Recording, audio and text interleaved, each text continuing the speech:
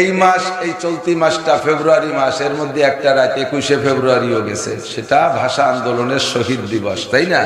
ভাষা আন্দোলনে যারা শাহাদত বরণ করেছে, মারা গেছে, তাদেরকে শহীদ বলে। অরিজিনাল শহীদ কিনা তা আল্লাহই ভালো জানে। ওই 21শে ফেব্রুয়ারি ভাষা আন্দোলনে যারা মারা গেছিল তাকে শহীদ বলানোর জন্য তৎকালীন সরকার বাংলাদেশের বড় বড় আলেমকে ডেকে এনেছে, নিয়ে বসাই বলতেছে, হুজুর এই কয়জন তো মরে গেল ভাষার জন্য, এরা কি শহীদ না না শহীদের ভাই না কি, এরা কারা? তো হুজুররা চিন্তায় পড়ে গেছে যে শহীদ তো 18 প্রকারের মরণকে শহীদ কয়। কয় প্রকার? 18 প্রকারের মরণকে শহীদ বলে। তাই এই যে ভাষার জন্য যারা মরল, এগে শহীদ, এরা কি 18 প্রকারের মধ্যে পড়ে কি পড়ে না? হুজুররা বসে নিজেরা গবেষণা করে ফতোয়া দিতে সাহস পাচ্ছে না, চুপ করে বসে রয়েছে। 1 ঘন্টা 2 ঘন্টা চলে যায়, নেতারা বলতে, হুজুর তাড়াতাড়ি বলেন, অন্য কাজ আছে, পতাকা টতাকা বানাতে হবে, খিচুড়ি রাঁধতে হবে, তাড়াতাড়ি করেন। হুজুররা বলেই না, যদি বলি শহীদ, আর অরিজিনাল শহীদ না হইলে আল্লাহর কাছে মাইর খাতে হবে।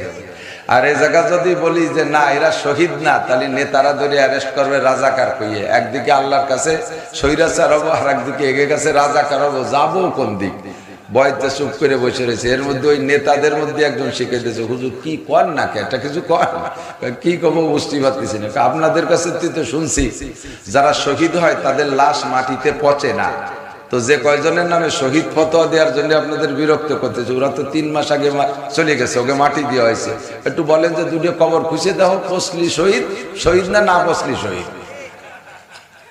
এই নেতা জন শিয়ে দিয়েছে, হুজুল্লাহ লাইন, হ্যাঁ তালি তাই হবে, তালি তাই কবর খুঁজে দেখতে হবে। নেতারা কয় বাড়ি যান, খোঁচা লাগবে না, যা কর দরকার আমরা কবানি। এই কইয়ে সেদিনতে শহীদ শুরু হয়েছে। 21শে ফেব্রুয়ারি শহীদদের জন্য যদি কিছু করতে হয় তাহলে ইবাদত বন্দেগী করতে হবে, ঠিক না? রাতের বেলা যুবক যুবতী আধা বয়সী এরা খালি পায়ে সারা রাত ঘুরে টুরে ফজরের বাদে একটু মার্চ করলে একটা নেকির 100 ভাগের 1 ভাগ হবে। যদি ফতোয়া দিতে পারে, জানাই বলতে পারে, তাহলে আমরা সারা বাংলাদেশের সমস্ত হুজুর খালি পায়ে খালি গায়ে এটি বেড়াবো, রাস্তা দিয়ে কোনো সমস্যা নেই। কিন্তু করার দরকার ছিল, যা তা না করে করছে, আর একটা সর্বনাশ করে দিছে, ঠিক কি ঠিক না? তো আমি বলতে চাইছি, সরফুল মাকানে বিল মাকিন, গত মাসটা দামি হয়েছে, ওই মাসের ভিতরে ঢুকছে বিশ্বনবী মুহাম্মদুর রাসূলুল্লাহ সাল্লাল্লাহু আলাইহি ওয়াসাল্লামের মেরাজ গমন। এই জন্য গত মাসটা দামি হয়েছে, মাল ঢুকছে ওর ভিতরে। আর এই মাসের এই বোতলটা দামি হয়েছে কি জন্য? এই মাসের ভিতরে লাইলাতুল বারাত নামে একটা রাত গেছে, যেটা আহলে সুন্নাত আল জামাতের আকীদায় বড় একটা ইবাদতের রাত। এই রাতের ওসিলায় শাবান মাস দামি হয়েছে, মাল ঢুকছে বোতলের ভিতরে, মাল ঢুকছে, দামি মাল। আর সামনে মাসটার মধ্যে ঘি ঢুকবে, সামনে মাসের মধ্যে ঘি ঢুকবে 1600 টাকা দামের কেজি। শাহরু রমাদান আল্লাযী উনজিলা ফীহিল কুরআন, ও মাসে আল্লাহ তাআলা কোরআনে কারীম সারা দুনিয়ার সর্বশ্রেষ্ঠ নিয়ামত নাজিল করেছিলেন। কোন সুবহানাল্লাহ। ও মাসের ভিতরে একটা রাত আছে লাইলাতুল কদর খায়রুম মিন আলফি শাহর, 1 মাস 1000 মাস ইবাদতের চাইতে বেশি নেকি হবে একটা রাত ওই মাসের মধ্যে ঢুকছে। ও মাস সম্পর্কে অসংখ্য ফাজাইল ও বারাকাত আপনারা শুনেছেন, শুনবেন ইনশাআল্লাহ। এজন্য এই মাসগুলো দামি। আল্লাহ পাক রব্বুল আলামিন সামনে আসন্ন রমজান উপলক্ষে আমাদের প্রস্তুতি নেওয়ার তৌফিক দান করে, বলেন আমিন। মাত্র 3-4 দিন আছে, মাত্র 4 থেকে 5 দিন আছে। আজকে 25 তারিখ গেল না মাসের, তাহলে সর্বোচ্চ 5 দিন আছে। যদি এই আরবি মাস 30-এ যায় তাহলে সর্বোচ্চ 5 দিন আছে। আর 29-এ গেলে 4 দিন আছে, এরপরেই আসতেছে রমজান মাস। এই 4 দিনের ভিতরে আমরা সব কয়জন বাইচে থাকবো, একজনও মরবো না, এরকম কোনো গ্যারান্টি কের আছে নাকি? ওয়ারেন্টি কার্ড কের আছে? যুবকরা সাহস করে একজন কয় যে আমি বাঁচবই, আমরা 7 ভাই দরজায় দাঁড়ায় থাকবো, 6 ভাই আমি ঘরের মধ্যে থাকবো, আজরাইল আসতে গেলে লাঠি দিয়ে বাড়ই তাড়াই দেবো। কও যে তুমি যে আমি বাঁচবই, আমি মরবো না। আমরা বর্তমানে বিশাল এক দলের অধিকারী, আমাদের বাড়ির সামনে আজরাইল আসতে পারে না। তুমি খালি সাহস করে কও, আল্লাহ কবে যে তোরে মারবো এই জায়গায় ফেলায়, তোরে বাড়িও জাতি দেবো না শয়তান, তোর কোনো বাপও ঠেকাতে পারবে না। কথা কর না কে? ঠিক না?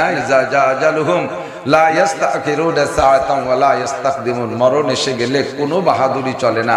কত বড় রাজা বাদশা শক্তিশালী বীর পাহলোয়ান চলে গেল, তোমার মতো আমার মতো খুদে মাসি মারতে আল্লাহ পাকের চাইলে না, পয়সাও খরচ করা লাগে না।